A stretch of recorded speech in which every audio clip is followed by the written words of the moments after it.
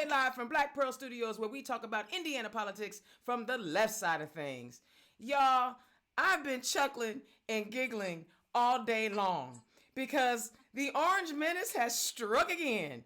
I don't see. Hopefully, y'all were watching Turn Left yesterday, and you didn't actually hear his nonsensical press conference over the virus. But he's actually suggested that we ingest our bodies with ultraviolet rays, disinfectant, and bleach. Now, I'm a kid who grew up in the era of Mr. Yuck and Mr. Green and all of that other good stuff. So I'm not aware that it was a safe thing to actually ingest chemicals.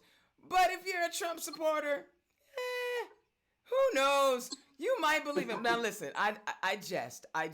We do not want anybody out here hurting themselves because of misinformation. But the problem isn't the folks following them. If they ain't bright enough to realize that you shouldn't swallow Lysol, they probably had some other reasons, some other issues going on. But the fact that the leader of the free world, is telling people to drink disinfectant. One of the manufacturers for, I think it was Lysol, literally had to put out a statement saying, "Listen, our product is not to be ingested." They just want to make sure they weren't being held liable when people, dum-dums, and the world knows that, Americans are not that smart. But people, please, tell your cousins who might think that was a good idea, those that have, special IVs at the crib and they was thinking about putting the Clorox bathroom cleaner through their veins, talk them out of it. Talk them out of it the best way you can, because we already have enough going on with the virus. We don't need, the other pandemic, which is called idiocy, to take a hold as well. All right, that's my little rant for today. Y'all, I apologize. We tried to get this young man on Wednesday. We had some technical difficulties, but we rescheduled, and he is here today on a Friday to close out your wonderful work week on a nice sunshiny day. Y'all give it up for congressional candidate from District 9, Brandon Hood. Brandon, welcome to the show, my man. Hey, Dana, how are you? I'm good, sir. All right, let's just get right to it. Tell the people who you are and where you come from. Well, my name is Brandon Hood. I am from Shelbyville, Indiana. I grew up with two parents that worked paycheck to paycheck all their lives. I worked paycheck to paycheck all my life. I come from the generation where we basically ran around outside with our friends and played basketball, baseball, football, you name it. That was kind of what my childhood was like. And about 20 years ago, I came to Bloomington and found some new roots here and fell in love with this community. But not only that, I've been around District 9 a lot. I grew up, as I said, in Shelbyville, just outside the district. And I have been all over this district in the recent, well, not this past month, obviously, but in recent months. And I love it. I love the people of this district. I love the people of this state. I want to see us have real representation. And that's where I come from. I care about people. I feel like I have compassion. I want to build up the people around me and see them succeed. And that's how we ensure a great future. And that's, that didn't happen overnight. As I had children and I went about my everyday life, I learned that because I through trial and error, through trying to learn and trying to understand many different issues. And so that's what took me to advocacy for others and or activism, organizing. I've done a lot of that in the Bloomington area and around the district. And honestly, I really, my life is very common with many other people in this district. I can easily say that I am who I want to represent. That's what's up. I like that slogan. I am who I want to represent. And it seems like it's not mine. It's Alexandria Ocasio-Cortez. Okay, that's what's up. I love it. And you know what? And I think that personality and that attitude is needed, especially in District 9, because you have a guy that we talked about a little bit last night, so we don't have to dive too much into it tonight, but we have a guy that's representing, not just the Ninth District, but all of the Hoosier State who ate from Indiana, running around telling people that, we're willing to sacrifice a few lives to restore the economy. That man doesn't sound like he really cares about the lives of the people in Bloomington. What are your thoughts on Mr. Hollingsworth? I find that type of behavior to be absolutely deplorable. We've been talking about this last 4 or 5 days since we've heard his disgusting comments. We do not support opening up back up the economy, and we don't need to pick up a big girl, pull up a big girl in big boy pants. We need to make sure that we're keeping each other safe, and lining your rich friends' pockets is not the way to guarantee the other 99% stay safe. So, we do not support that vein of action, and we want to be safe. And there's been something that's been said lately from the Democratic Party here locally in this county, in Monroe County. I want to make sure my assets are secure. My children are my greatest assets. I don't want to see them hurt because of some Republican that wants to make this a political matter. We need to be safe, and we need to be courteous. So you're not gonna inject yourself with some Lysol or Clorox or get the UV light and put it up in the place where the sun don't shine? I can use a tan, I'm sure, but no, that's not gonna be happening. And that's just I couldn't believe I heard that. I saw that in writing. I thought it was an Onion article, honestly. So no, that will not be happening. To answer your question, I want to make sure I answer that. But you know what? That's the difference between having a bunch of elected officials, and I'm sticking with this line of thought. The difference between having a bunch of elected officials and having people who are real leaders. These elected officials are not leaders. Governor Holcomb, I find him in the same vein where he is, so focused on opening up an economy. I don't understand what they don't get about the fact that Americans are afraid. So even if you insist that certain businesses open up, there are still going to be people like, man, I'm not even going out there. So now you have these businesses who are incurring costs and for opening back up, and they don't have any customers. Help me understand why people think like that, if you can. Well, it feels it's almost like tunnel vision. They see money and they feel like people working is the way to make an economy good, and that's not necessarily the way it has to be. What we've seen over the last month is that there are plenty of non-essential jobs out there. There are plenty of things we can be doing with our time instead of some of these jobs that aren't even required. But that aside, we want to make sure that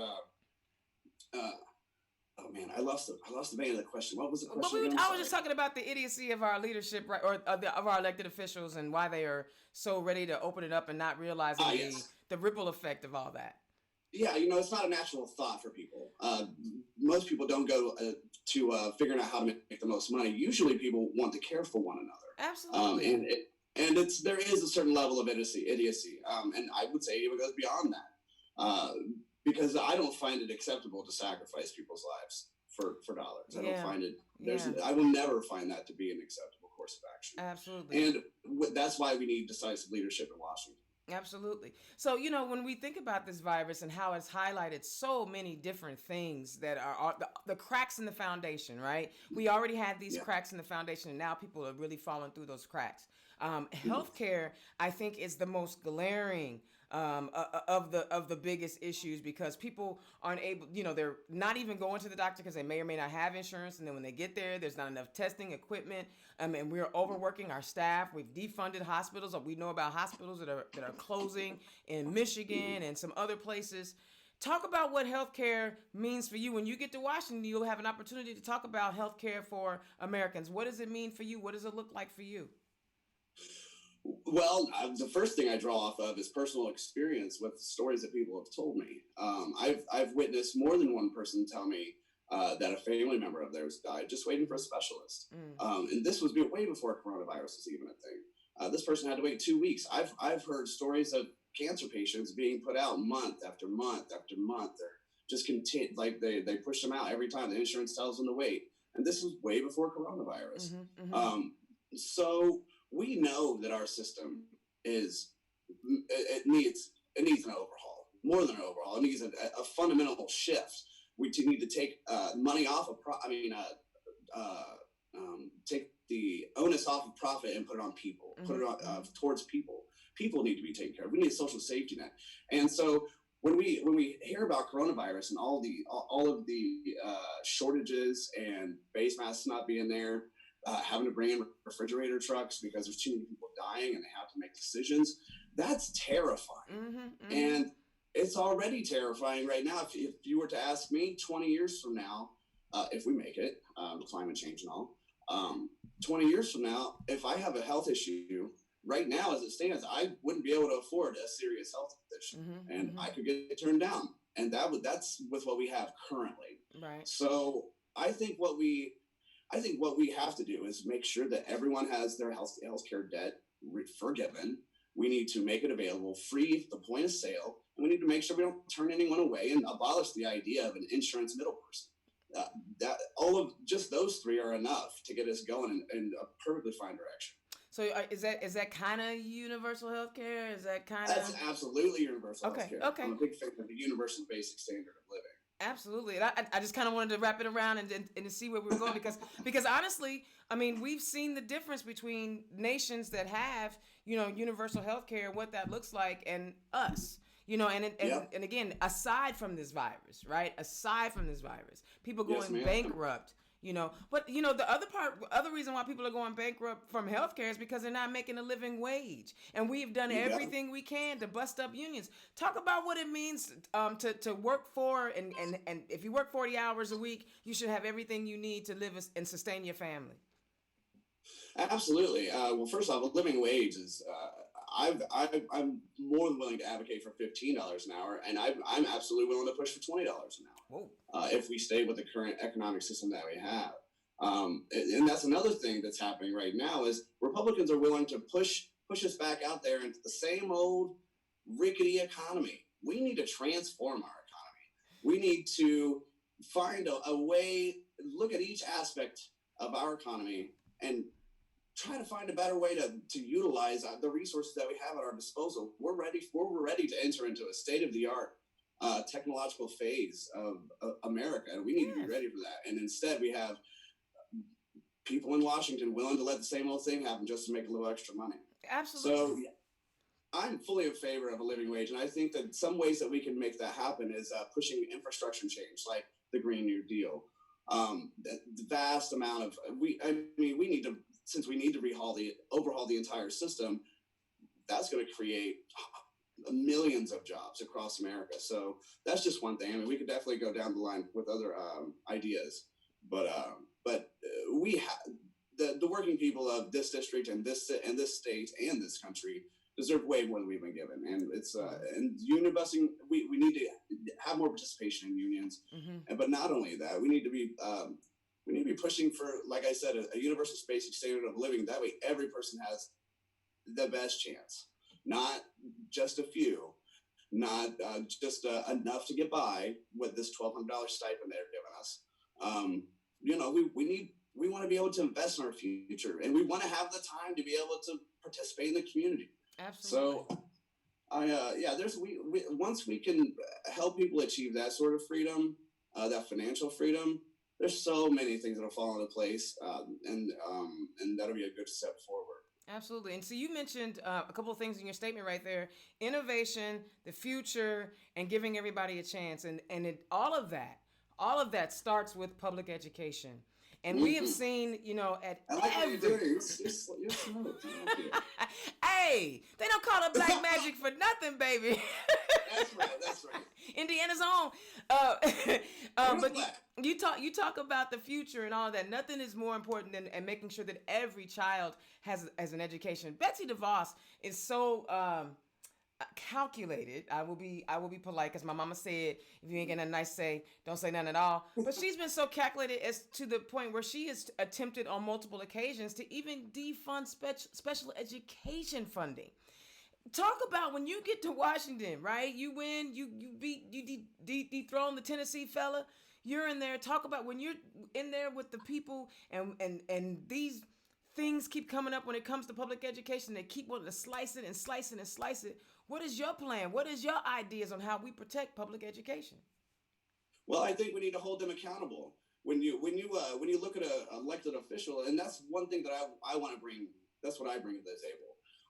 I want to hold them accountable. I want to make them feel that their decision wasn't good enough, because it's not. When you educate young people, you are creating a strong foundation for a strong future, for a strong economy, for a, hopefully a strong state, city, or county. So that all by itself is it feels craven. It feels wrong. It doesn't feel right. I honestly can't understand how anyone can do that. How Mm-hmm. you can continue to defund so much. I talk to teachers and they say that they're still buying stuff for their classroom.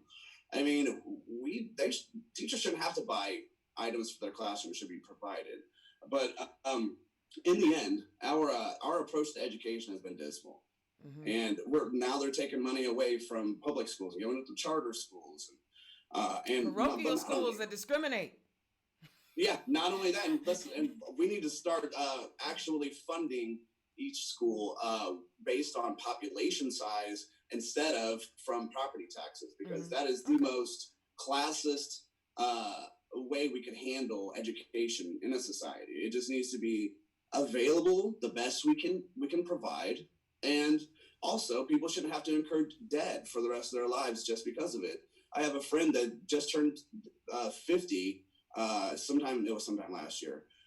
They just got their loans paid off, Hmm. and they paid twice as much. Right. Right. I Because of the mean, interest. Yeah. but not only that, we need to understand that when these banks give loans to these 18-year-olds, I'm going to be honest with you. I don't know a single 18-year-old. No offense to 18-year-olds. I don't want Because to. you need their vote. I need to vote. But I just want to be clear. I don't that I wouldn't give a 10, 20, 30, $50,000 loan to an 18-year-old. Right. So it's predatory, and Mm-hmm. the idea that we have continued with this system has only been has only helped the wealthy. It hasn't Absolutely. helped everyday people. Well, yeah, we So know the public school system and the way they finance through property taxes not only classes but it's also racist, right? Because yes, you absolutely. you throw red excuse me red lining in there, and you basically say, okay, only brown and black people can live here. Then it created a whole system in which and when once the redlining happened, the property values were devalued. That means that was even less money going to the schools. I mean, this thing is not new, right? This thing has been going Mhm. on for a long time, And and by design. oh my gosh, but the problem is, I think sometimes, and we were talking about this a little bit before we came on air, is that the amount of people that are able to run for office. I know to run for Congress, that's a $500,000 race in many cases, between the primary and the general, depending on how competitive it is. But if you Yeah. have to raise a $500,000, right, and you still have to work and feed your family, it almost makes it impossible for the average person who is supposed to be represented to get to run a campaign. Talk Right. about, even though those challenges are in front of you, what made you say, I'm going to do this anyway? Man, I wanted to represent the everyday working person. I want I when I look at Trey, I see a rich kid that bought a seat, that wants to have that just wants to have a little bit of power and make money along the way. It's dismal. I think I had one of your guests was saying just last evening about how he's the top 10 richest person in Congress. That's unacceptable. We need people that are actually representing us. So that's why I in the end, it's ideas that matter. Yep. It's not money. It's ideas, and my ideas are predicated on making sure that people are taken care of. Hey, And Brandon. that's not what we're seeing. Yeah, I don't mean to pause you for just a minute, but we lost your video. Is your trusty handy perfectionist around? We lost the video. Oh, sorry. That's it was a low battery notification. Okay, my bad. I want the people to see you, my man. Yeah. See. Is that better? Yeah, you went right back to the perfect spot. Thank you. So you know, but see, you know what? We talk about like how much money it takes. We need to. I am of the belief that it is time for us to use only public money for campaigns. You give each candidate right the same amount of dollars, right, and then whoever manages those dollars the best, in my opinion, would be the one that would probably manage my money and our tax dollars the best. What are your thoughts on that? I find that to be perfectly reasonable. I mean, we can also go into election reform if we wanted to and go further and talk about ranked choice voting and stuff like that. But in the end, yeah, absolutely. I think that I would love to see public funding that way. Because here's the thing, when you think about it, if you really take a look at it, I mean, call time is one of those things that takes a lot of time. I mean, I'm all about fundraising. I'm okay with making sure that I talk to people, because if I'm asking people for their help, then I'm doing them a service, not a disservice, because I can't do it by myself. Absolutely. But at the same time, I would love to only work on just spreading my issues and not have to worry about some fundraising. I think a lot of people would be in that same boat politically. So I would absolutely be in favor of that. Will it happen? Who knows? I mean, I don't even know what the political landscape nationally is. Oh, right. I mean, and with us not having paid attention to the courts like we should have, right? After we elected the black dude, everybody's like, "Yo, we post-racist, we good." And then 2 years later, they flip the House, and then 2 years after that, we lose the Senate. And it's like, come on, we didn't stay focused. And when all that was happening, they were appointing their judges. We weren't getting any of our judges. Now they're appointing judges to courts, excuse me, to the lower courts that the National Bar Association says, I wouldn't even hire them to be a law clerk. Why are you giving them? Yeah, because we lost focus, my man. It's so crazy. And I love that you've been saying that you've been doing your activist work. That means you've been staying engaged, but it's so hard to keep the community engaged. And so when you're out there, and I know we haven't been able to do the door knocking that we normally would do, but when you're talking to constituents, what are they telling you they want from you, or they are hoping to get from you if you're going to represent them? The number one issue, absolutely. The number one issue has been healthcare. That's been the number one thing that's come up over half the time I'm actually able to talk to someone. I will also say another thing that I've noticed is that in poorer neighborhoods, those are the folks that actually do not vote. I get the door pushed in, I get the door slammed in my face more often with people that are not as well off as other people, and I can understand why they're not represented. And so how to get engaged? Our approach was always to try to attract people. And so when we were going to events, we were trying to make sure that we were talking about our platform. We were making sure we were talking to everybody, making sure that we spent time with as many people as possible, sat down with people, followed up on the phone. I mean, there's so much that we can do that is actually not money related. So I mean, we've made our own little questionnaire sheets that we take to the doors, so we make sure that we know what people are really care about. We haven't been able to do that for probably almost 4 weeks now. And this is over challenging. 4 weeks now. Hey, listen, this virus and this crisis is forcing us to think about campaigning differently. I mean, I used to have people come in the studio and I would sit in, because I love that human contact, right? But you know what? Me too. You figure out how to do this, because the bottom line is we still have to get our message out there about who we are and why we want to represent, well, y'all. Yeah. I'm just a loudmouth. That's all I am. I'm just a chick that's just making all the noise. That's it. I got a loudmouth too. Yeah. Oh yeah. I mean, but okay. So we know the big issues and we know what your constituents are talking about. But what is that one thing, Brandon, that gets you up in the morning that makes you super passionate about why you want to represent people? What's that one nugget? Mm. Any nugget? Hmm. I know I That's got you. that's that's a great question. I've been through some hard times in my life. Mm-hmm. I try to make sure that people know that uh, I'm not just I'm my own unique person. And so I've had hardships. I've been to jail. I've seen some of the worst of humanity's decisions and some of the best of humanity's decisions in my life. I would say reforming the criminal justice system is a big one. That I've seen unneeded suffering inside the Mm, criminal justice system. mm, Um, it's heartbreaking what we do to people just for having a flower or a substance. It's demeaning and it's wrong, and people deserve better than a system just willing to throw their life away. mm-hmm, And we do that regularly, and the coronavirus has laid that to bear as well. Um, we so if of all of the issues, that's the one that I think we need the most work on. Because honestly, healthcare, we could abolish insurance middlemen right away and all insurance, and that's a step in the right direction right there. But the prison system's a little tougher because you have judges and parole officers and probation officers and lawyers, mm-hmm, prosecutors. You have this whole system that is designed to keep this injustice system mm, intact. mm.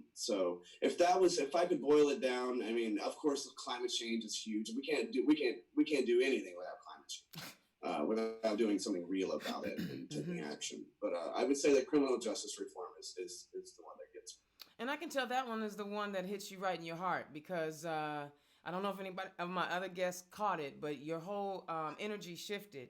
And thank you for sharing that story of your own personal experiences because I think a lot of people, they hear criminal justice reform, but they don't know what that really means because they've never been in the system.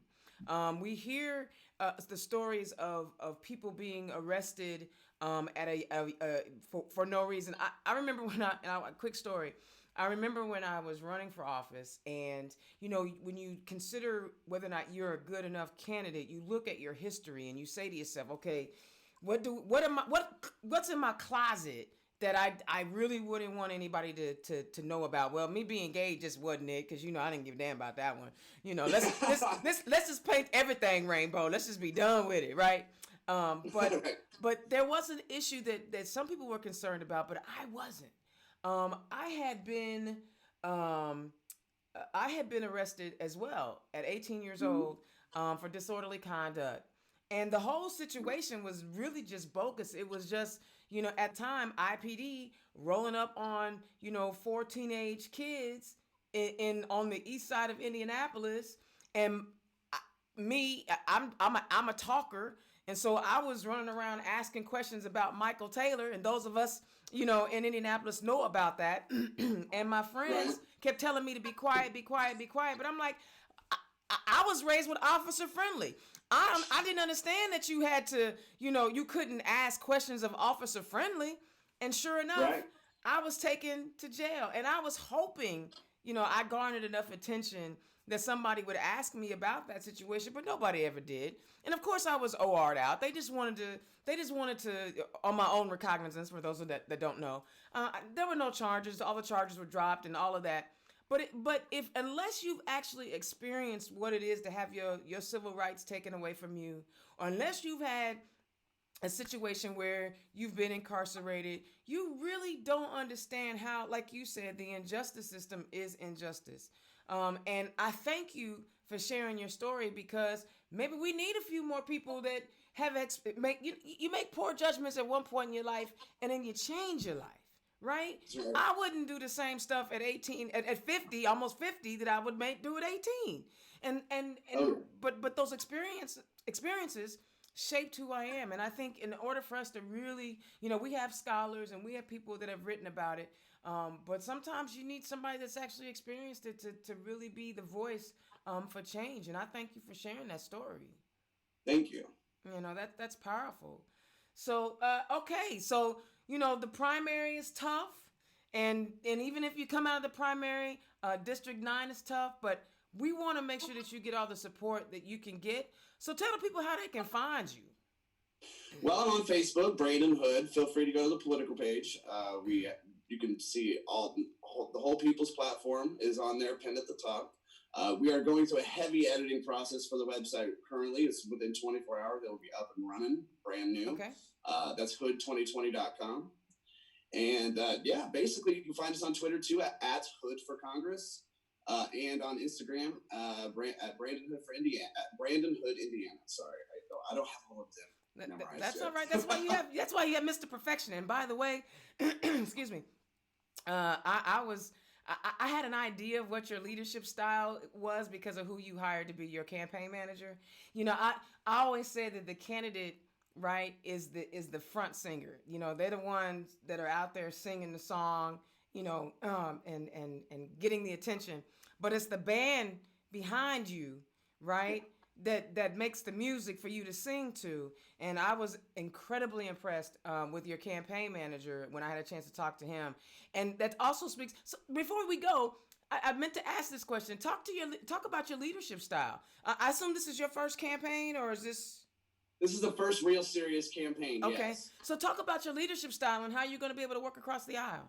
I'm sorry, y'all. Well, I do love to collaborate. I'm a big fan of collaboration. I love big projects. I love diving in type because I'm a contractor, for a home contractor. Okay. And I love problem solving. It's what I do every day. And I've done the work to try to learn all the issues as much as I possibly can. I mean, there's going to be a huge amount to learn once I get in office. But I think that I'm easy to collaborate with. And I think that when we look at this as a post-partisanship issue instead of just a Democrat and Republican issue, and try to get people to understand that all the things we're talking about on our side of the aisle are good for everyone. Yeah, we understand that. Yeah. We've done the math. We've done all the work, and now it's just trying to talk people into it. Get out there. Yeah. And be willing to hold people accountable. It's hard to say exactly how it would be because I don't know how it's going to be. But I can say this, that I am a decisive person. I can be bold when we need to be bold. And I know that it's going to be an uphill battle to get through this. But I think that with the help of other people and the willingness to collaborate and try out new ideas, because we're in the middle of a coronavirus pandemic. So we're definitely good. We're not leaving anything off the table. We're trying to make sure that people understand that we want to be as creative and fun, and we don't want to have an atmosphere of rigidity and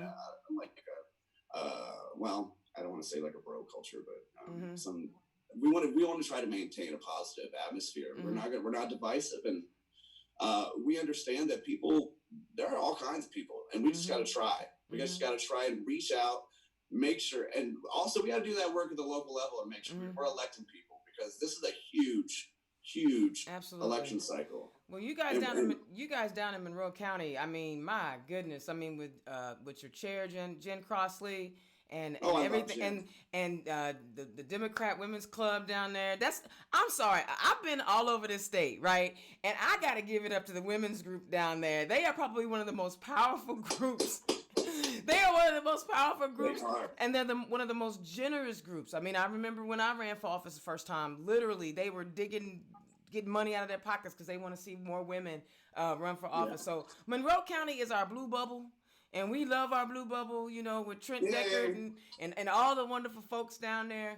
But you know, they also cultivate the right values, and I'm excited. Yes. For what you guys are doing down in the 9th District. I love the fact that you told me that all three of you guys are collaborating, and even though you're competing with each other, you recognize the importance of, okay, no matter who comes out of this primary, the goal is to beat Tennessee fella, you know. Yep, so absolutely. I love that. We do not want to see him in office any longer. 2-term Trey, see you later. Nee, that's what's up.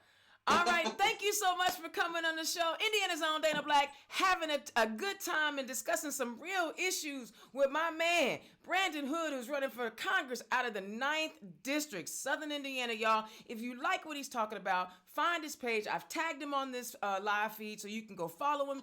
Do whatever you need to do. If you like what he's talking about and you want to support him, donate to his campaign. Consider volunteering for his campaign and consider voting for him on June 2nd. Now, I know a lot of folks are probably talking about, well, Dana, why do you ask these same questions of these candidates? Well, first of all, when it comes to us as Democrats, we understand who we are and what we want, right? We understand what we believe to be true. This would be the reason why I ask very similar questions to all the candidates is because it would almost be like if they were in a debate. And right now they can't be in a debate because we're all, social distancing. So the best way to do this is to ask the folks what they believe in, how they believe in it, find out how they deviate, how they differ in all the issues that we care about. And then when we get past this primary, let's hit them over the head, y'all. Let's hit the Republicans over the head. Let's just beat them down like they stole something. Y'all, Indiana's own Dana Black coming to you. Turn Left specials. We'll be back next week. I have another host to line up, a guest, baby. And I cannot wait for y'all to talk to my friend, good buddy of mine, Lawana Mayfield from Charlotte. You guys are going to love her because she is a no-nonsense sister that brings the funk every time she comes on and we start rapping. So, Indiana's own Dana Black, Turn Left. I will holler at y'all next week. Enjoy your weekend. Be safe. Love each other. Bye. And leave the disinfectants alone unless you clean it off your counter.